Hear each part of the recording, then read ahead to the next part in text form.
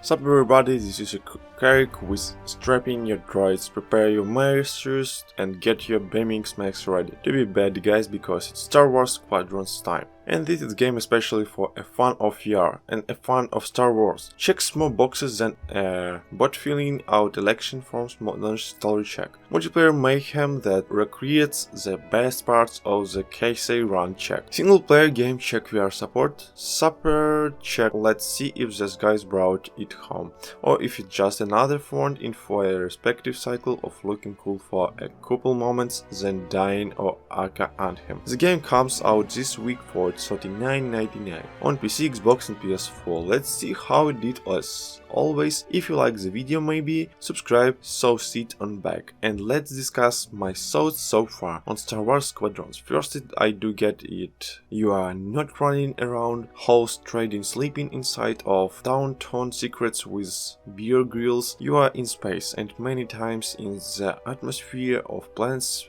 battling it out with other AI and people, but that did not stop me from being impressed by two things with Star Wars Squadrons. Actually make that three. First is the locations themselves. Basically they are just battle maps where you are based in the back end of enemy TIE fighters with laser fire, but it looks spectacular, cloudy. You picture like planets with crazy storm patterns. You battle throws to asteroid fields to other more electric fire squadrons. Looks good throughout. It is much more prequels than sequels of prequels than it is original, so when it comes to the recall work and most of the locations skew a little bit of the look at this. Level of color detail, but that works for me. Spaceships are detailed pretty nicely, as are the effects of the various Viaponi bows, ship-based as well as key and ship-based when you fight face-off against any of them in the single player of the multiplayer, and while the spaceships themselves look fire.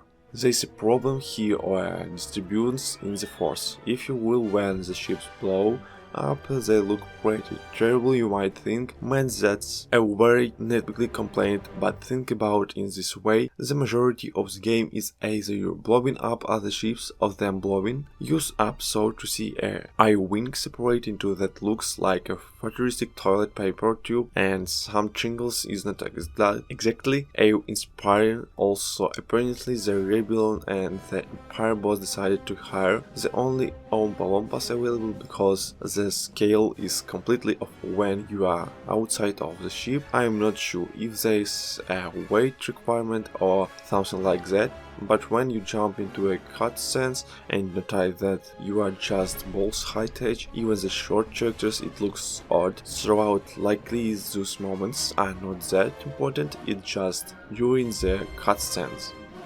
But it is something that you continually see throughout where the game does shine. So its performance, regardless of VR or pancake versions, the game's performance is stellar, no hitches or glitches or problems. The 2018 Ti getting north of 115 FPS in most places at 4K with all the settings on Ultra, 1080-19s doing the same at 4014p. Listen, I get it, all systems are going to vary a little bit, but this title's performance is pretty spectacular. It's not something you are probably gonna have an issue with if you have again or even 2 games back. When it comes to a video card, that Science Squadrons looks good throughout and performs spectacularly well. Even in VR, where it's going to matter even more. Now as a VR title in particular, it's probably one of the better representation of what gamers have wanted from VR titles, that let you jump into the cockpit